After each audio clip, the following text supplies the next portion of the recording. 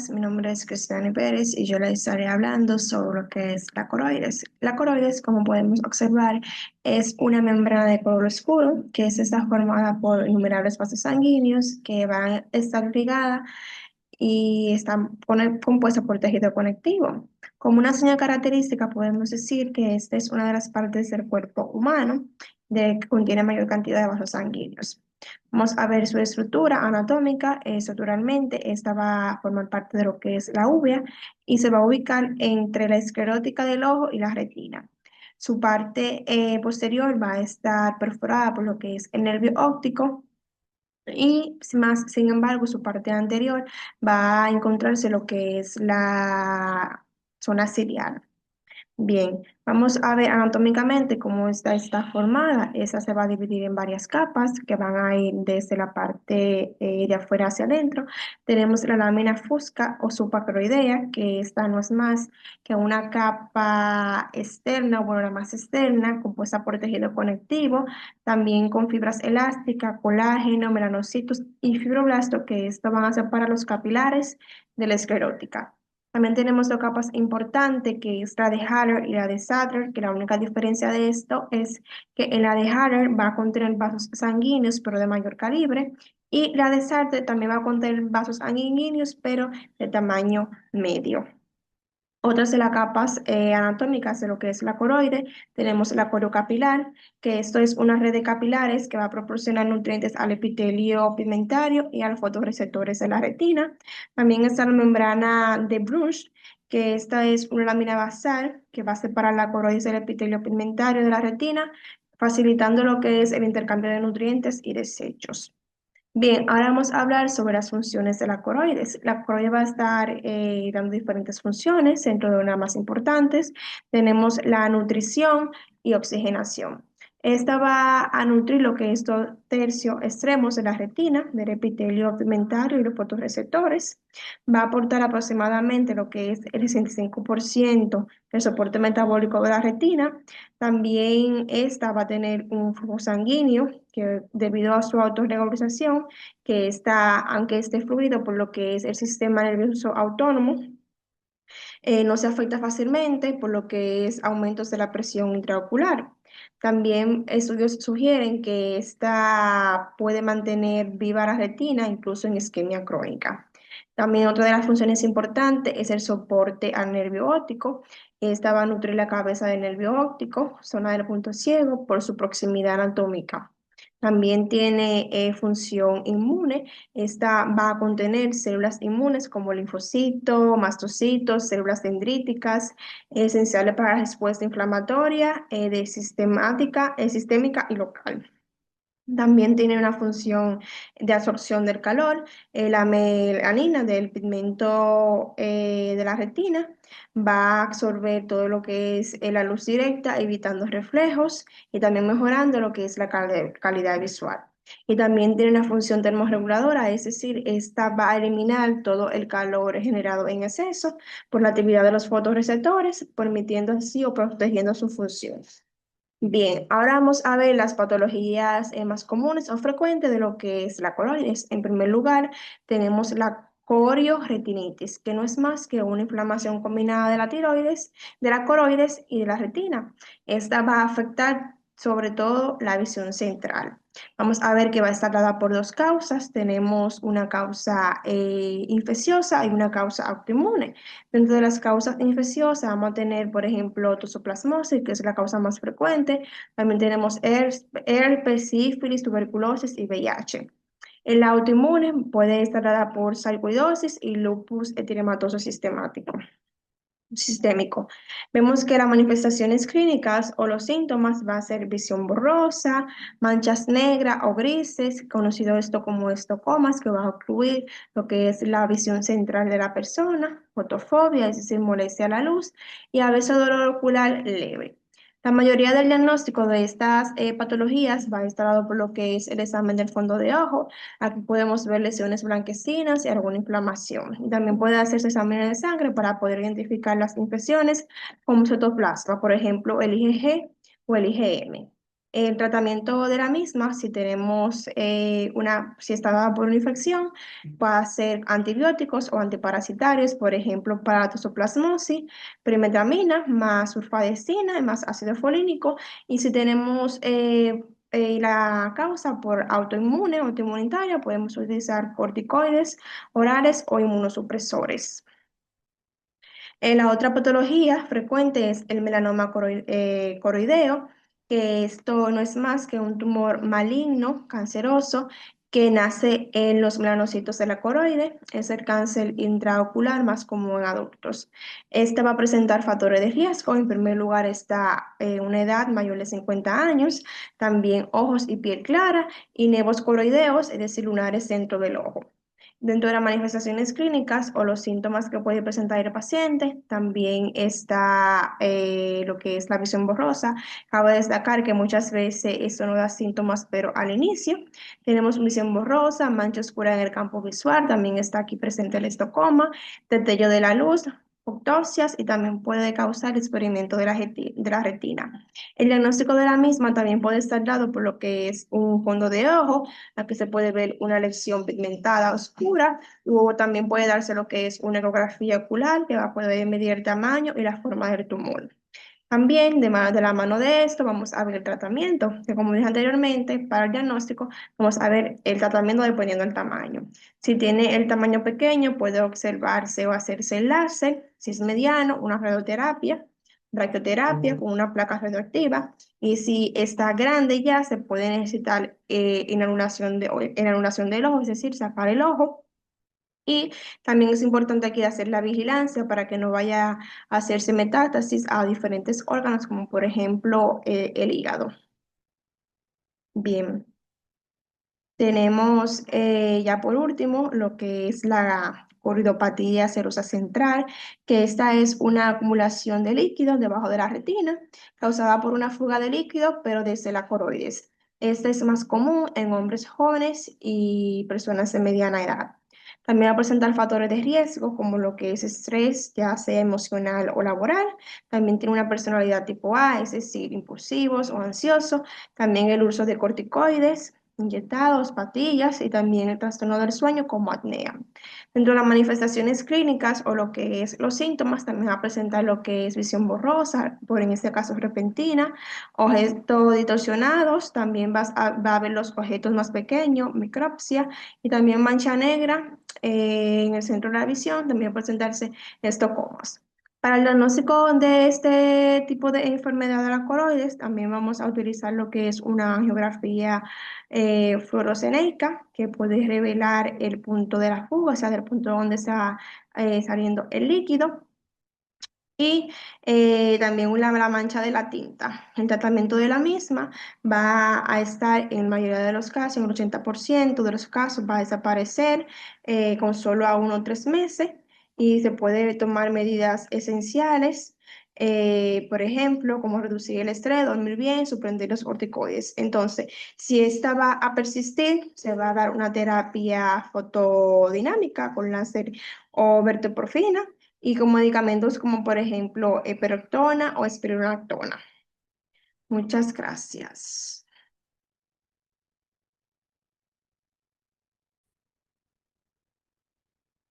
Buenas, mi nombre es María Isabel y yo les estaré hablando sobre el cuerpo ciliar. Comenzando por su anatomía, el cuerpo ciliar, esta es una estructura ocular en forma de anillo que forma parte de la obra anterior situado entre el iris y la retina, justo detrás del limbo esclerocorneal. Esta se compone de dos porciones principales, comenzando por lo que son los procesos ciliares, que estas son prolongaciones radiales o pliegues visibles en la superficie interna del cuerpo ciliar. Existen entre 70 y 80 procesos. Estas están cubiertas por un epitelio de una bicapa, que tenemos una capa interna no pigmentada, sino que es secretora, y una capa externa pigmentada que actúa en la prolongación del epitelio retinal. Estos son altamente vascularizados y están involucrados directamente con la producción del humor acuoso. Siguiendo por lo que es el músculo ciliar. El músculo ciliar es un músculo liso circular ubicado profundamente en el cuerpo ciliar y este tiene tres porciones, una longitudinal que es más externa, una radial que es media y circular o de Meyer que es más interna. Esta tiene una inervación parasimpática a través del nervio oculomotor. Su contracción permite lo que es la acumulación de cristalino para tener una visión cercana.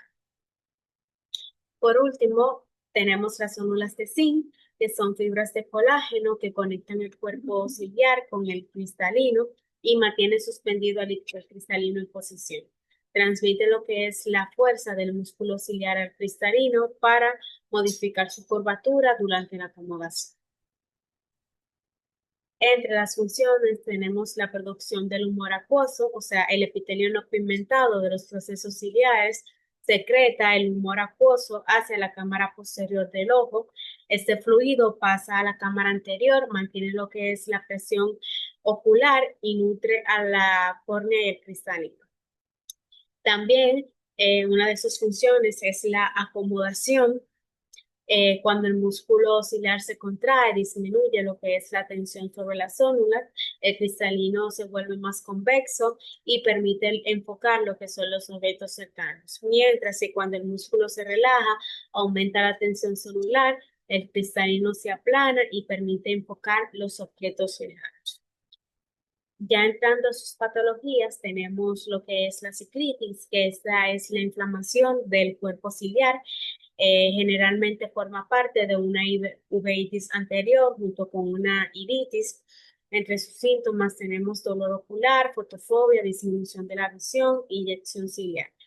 Sus causas pueden ser por infecciones, ya sea por herpes, sífilis, tuberculosis, y tenemos también por enfermedades autoinmunes como sarcoidosis o espondilitis aquinolizante. Entre sus tratamientos tenemos los corticoides tópicos o sistémicos y lo más importante que es tratar la causa subyacente. Siguiendo con lo que es la hipersecreción del humor acuoso, que aquí hay una producción excesiva del humor acuoso por los procesos ciliares. Este puede contribuir a glaucoma de ángulo abierto si el drenaje es ineficiente y puede estar asociado a inflamación, estimulación simpática o uso de corticoides. Por último, tenemos la parálisis del músculo ciliar, que es la incapacidad de contraer el músculo ciliar, causa una pérdida de la acomodación y dificultad para ver de cerca. Entre sus causas más comunes tenemos los fármacos anticolinérgicos como la atropina, también neuropatías oculares y traumas oculares. Entre sus síntomas tenemos la visión borrosa cercana, fotofobia si se asocia a midriasis, y por último, el tratamiento, que es suspender los agentes ciclopejantes y utilizar lentes mientras dura la parálisis. Hasta aquí mi exposición.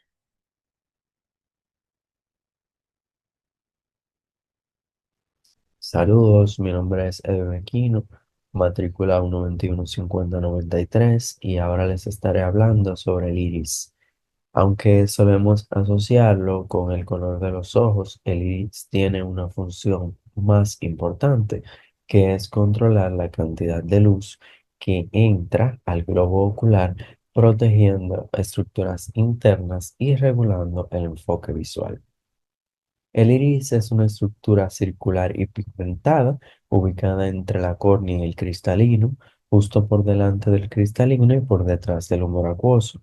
Forma parte de la uvea junto con el cuerpo ciliar y la coroides, y su principal función es actuar como un diafragma regulando el tamaño de la pupila, que es el orificio central en el iris para controlar la cantidad de luz que llega a la retina.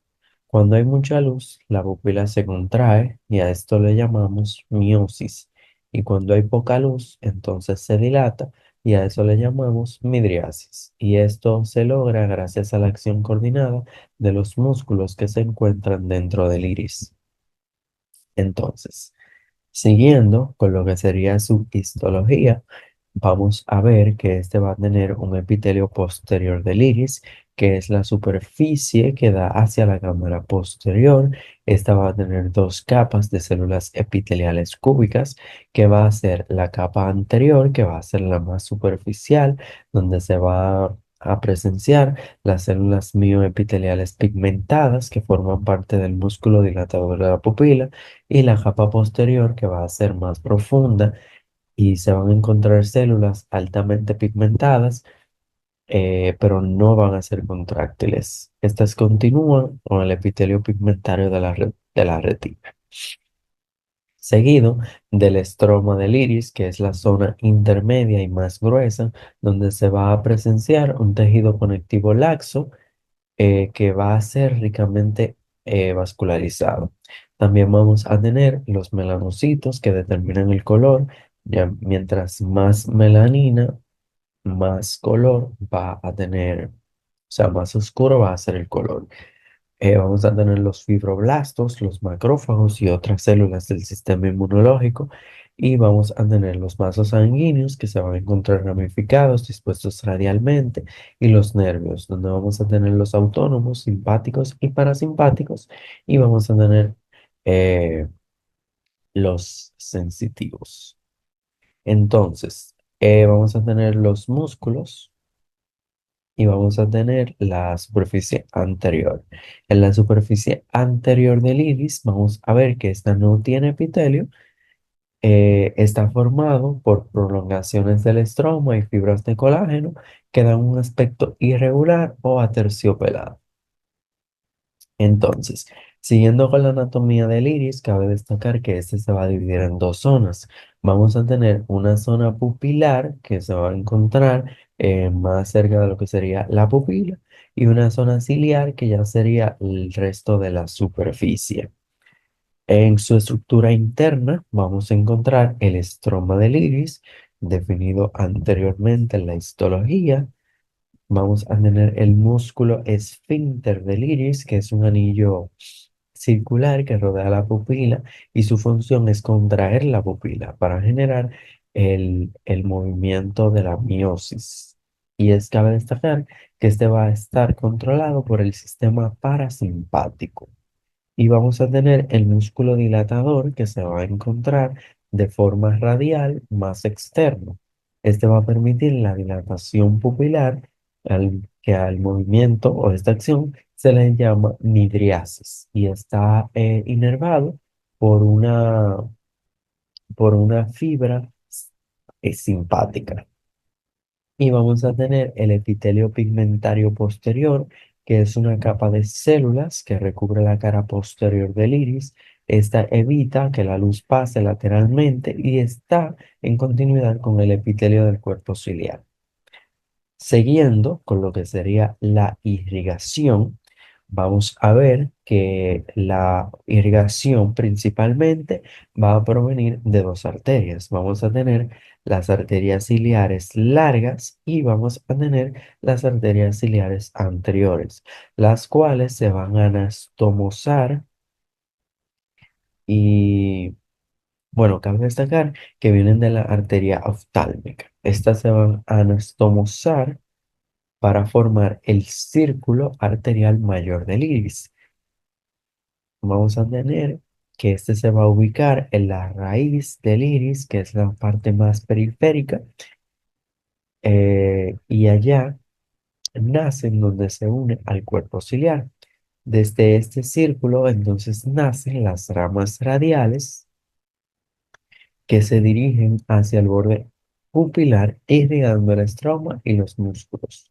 Y cabe destacar que aquí se van a volver a anastomosar para formar el círculo menor del iris, que este se forma cerca del borde pupilar por anastomosis de esas ramas radiales.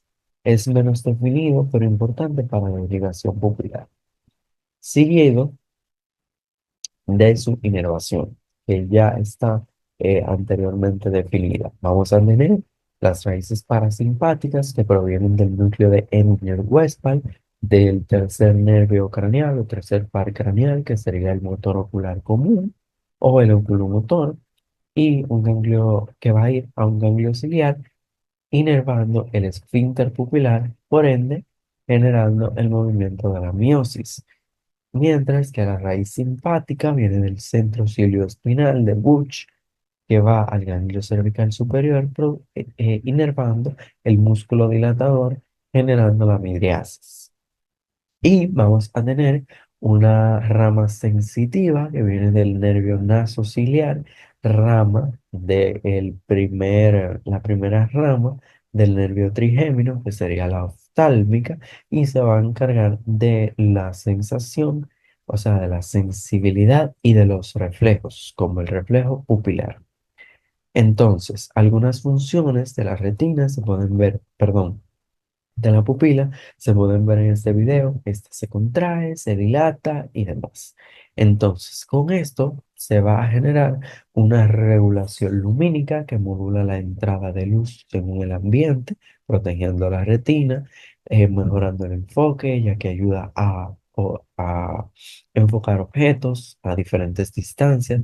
También participan en los reflejos pupilares, por ejemplo, el fotomotor, que es clave en la evaluación neurológica, la protección retiniana, evitando por el exceso de luz o de la luz muy intensa, y el valor diagnóstico, ya que dependiendo de cómo se vea, qué forma tenga, si está o si no está, entonces se puede dar indicios de enfermedades oculares o a su vez sistémicas. Entonces, algunas de las patologías que pueden afectar al iris, vamos a tener la iritis, que es la inflamación propiamente del iris, que forma parte de una uveitis anterior. En esta vamos a tener factores de riesgo como la enfermedad autoinmune, como la espondilitis anquilosante, la artritis idiopática juvenil, la psoriasis o la enfermedad de Crohn. También tenemos las infecciones como por herpes simple y sífilis o incluso la tuberculosis y los traumatismos oculares. Y también las cirugías oculares previas. Estas van a generar una serie de síntomas como es el dolor ocular, la fotofobia, la disminución de la agudeza visual, la miosis, el enrojecimiento periquerático y el lagrimeo. Para su tratamiento, entonces se van a utilizar los corticoides tópicas, como la prednisolona, también los midriáticos cicloplégicos, como la atropina o el ciclopentolato, para evitar senequias. Tratar la causa subyacente, si es infecciosa o sistémica, porque si no se corrige la causa, no se corrige la enfermedad. Y también en casos graves se utilizan inmunomoduladores, corticoides o corticoides sistémicos.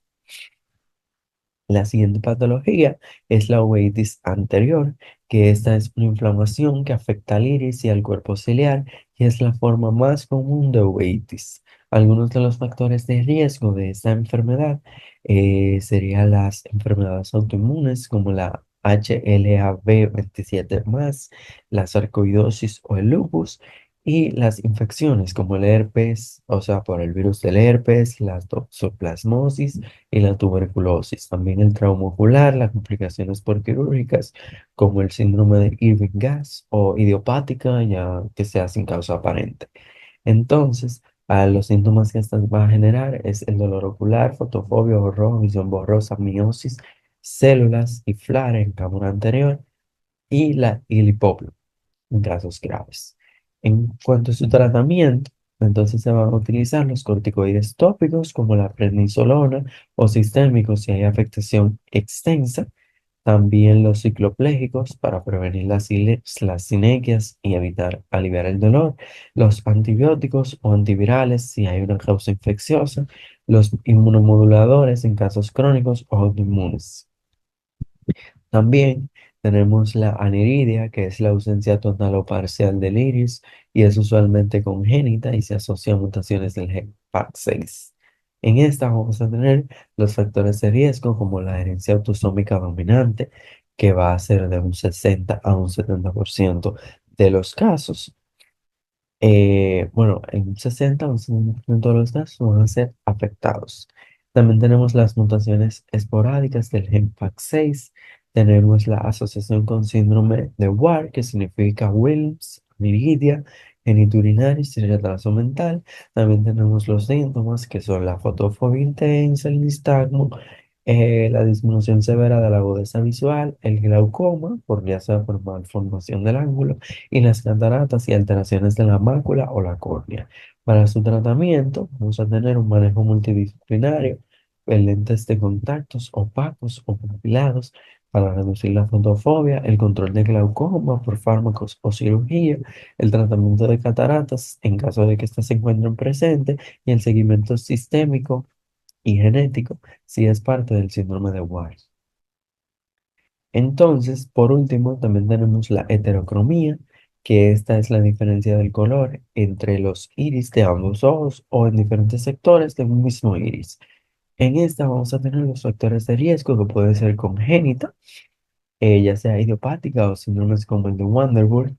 También tenemos las que son adquiridas por traumas, hemorragias o tumores, la uveitis heterocrómica de Fuchs, el uso prolongado de fármacos como los análogos de prostaglandinas. También tenemos los tumores como el neuroblastoma en niños pequeños. Cabe destacar que algunos de los síntomas que esto puede llegar a generar usualmente, en caso de que sea congénito, este va a ser asintomático. También puede haber una disminución visual si es por inflamación o por trauma y a veces asociada a otras manifestaciones neurológicas como el síndrome de Wanderburg. También para su tratamiento ya en última instancia, entonces este no requiere tratamiento si es congénito ya que es asintomático. Y para tratar, o sea, para curarlo, dependiendo, también se debe tratar la causa subyacente, por ejemplo, en los niños con el tumor, con el neuroblastoma. Y los lentes eh, los lentes cosméticos, en caso de que al paciente eso le genere algún disconfort, y la derivación pediátrica urgente, si se sospecha de el neuroblastoma. Sería todo de mi parte. Mi nombre es Mileni Quintín y yo estaré hablando acerca de lo que es el cuerpo vítreo y el cristalino. En cuanto al cuerpo vítreo, tenemos que está también conocido como cámara vítrea. Esta es una sustancia gelatinosa y transparente que ocupa alrededor del 80% del volumen ocular. Esta va a estar situada en lo que es el cristalino y la retina. En cuanto a su anatomía, tenemos que esta está rodeada por una fina membrana hialoidea. En su composición va a tener un 99% de agua, colágeno y también ácido hialurónico. Esta no posee lo que son vasos sanguíneos ni células en estado normal. Su fisiología se basa en lo que es dar soporte estructural, es decir, va a mantener la forma del globo ocular. También transparencia, es decir, esto va a permitir el paso de la luz hacia la retina. Amortiguación, esto hace referencia a que esta estructura va a proteger lo que es la retina de lo que son los traumatismos, y la adherencia, que con esta en algunos casos, en algunos puntos se va a adherir a lo que es la retina y el cristalino para sostenerlos. En cuanto a esta porción del ojo, vamos a tener varias patologías, como lo son el desprendimiento del vitrio posterior, que esta se da por lo que es una licuefacción o colapso del gel que puede ocurrir con lo que es la edad. Entre las manifestaciones que va a tener el paciente son percepción de filamentos, como se ven aquí en esta imagen, que también se le conoce como moscas de la visión, también sombras o puntos móviles en la visión. Entre las causas de esta patología está, como mencioné anteriormente, el envejecimiento fisiológico, deshidratación del gel vítreo y la miopía. Para el tratamiento, este no va a requerir un tratamiento específico, sino que solamente vigilancia, pero en casos graves se puede considerar lo que es una vitrectomía si interfiere con lo que es la visión. También tenemos la endoftalmitis. Esta es la patología en la que se encuentra sangre dentro del vitrio por una retinopatía diabética o por algún trauma que haya sufrido el paciente. Entre las manifestaciones va a tener dolor ocular severo, pérdida rápida de la visión, ojo rojo, edema palpebral y secreción purulenta, como podemos ver en estas imágenes. Las causas de esta patología van a ser infección intraocular tras una cirugía, como por ejemplo una cirugía de cataratas, traumatismos penetrantes e inyecciones intravítreas. Para el tratamiento, esto se va a manejar como una emergencia médica y aquí se va a administrar lo que son antibióticos o antifúngicos intravítreos. Y en casos graves, una vitrectomía urgente. Tenemos también la hemorragia vítrea. Esta es la opacidad del cristalino, es la causa principal de la severa, obviamente por la sangre, por la extravasación de la sangre. Entre las manifestaciones van a ser visión repentinamente borrosa o pérdida total de lo que es la visión si la hemorragia es densa. También percepción de manchas flotantes o rojas. Entre las causas vamos a tener retinopatía diabética, desprendimiento de la retina, oclusión venosa, trauma ocular y ruptura de neovasos frágiles. Para el tratamiento se divide en dos. En las hemorragias leves vamos a tener reposo y seguimiento. Y en casos severos o persistentes se le puede realizar al paciente lo que es una vitrectomía. Entonces tenemos el cristalino, que este es un lente biconvexo y transparente situado detrás del iris y delante del cuerpo vítreo. En cuanto a su anatomía, este está formado por lo que es una cápsula llamada membrana elástica externa, que se estaría encontrando por aquí. También tenemos lo que es la corteza, que sería esta porción, y es la parte más blanda. Y por último, el núcleo, que es la zona central, es la más densa y esta se puede endurecer con la edad y da lugar a lo que son ciertas patologías. Una de ellas la vamos a mencionar más adelante. Tenemos lo que es la fisiología del cristalino. Este cumple funciones de enfoque, es decir, va a actuar como un lente ajustable que enfoca la luz en la retina. También acomodación. Esto se da mediante el músculo ciliar, que son estos músculos que se encuentran aquí. Y esto va a cambiar de forma para enfocar objetos cercanos y lejanos, o sea, según lo que se necesite. Entre las patologías que presenta el cristalino vamos a tener cataratas, que es muy común. Esta se refiere a la opacidad del cristalino, que es una de las causas principales de lo que es la ceguera reversible. Las manifestaciones que van a presentar los pacientes son visión borrosa, deslumbramiento con luces, dificultad para ver de noche, percepción de los colores apagados.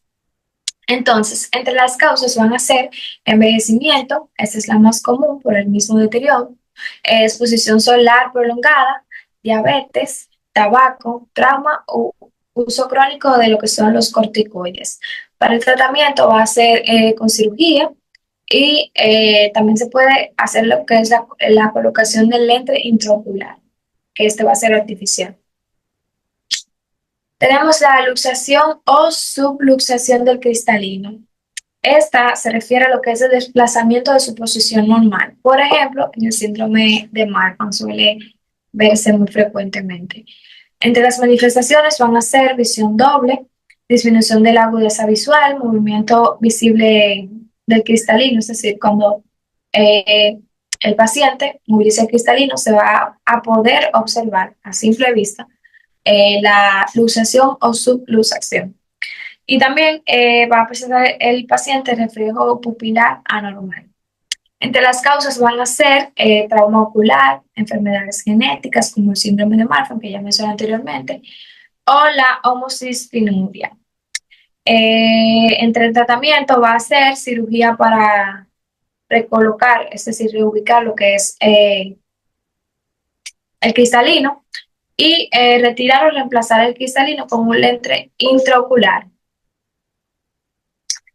Entonces tenemos la afaquia, que esta es la ausencia del cristalino. Entre las manifestaciones que van a presentar los pacientes será pérdida de enfoque, visión muy borrosa e hipermetropía.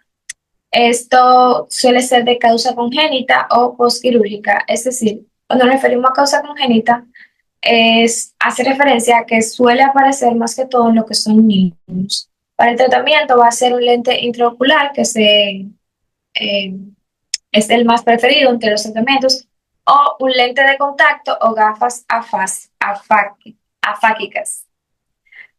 Entonces, tenemos por último lo que es la esclerosis nuclear, que ese es el endurecimiento de lo que es el núcleo, que mencioné anteriormente, que de este se deriva una patología, y es un tipo común de lo que es la catarata senil, es decir, por la edad. Entre las manifestaciones van a ser visión borrosas, colores más apagados, y en fases iniciales puede causar lo que es, eh, puede causar o mejorar temporalmente. También entre las causas vamos a tener forma común de catarata senil, endurecimiento y coloración amarillenta del núcleo cristalino con la edad. Para el tratamiento va a ser cirugía de cataratas cuando el deterioro visual ya afecta lo que es la calidad de vida del paciente. Hasta aquí nuestra exposición. Muchas gracias.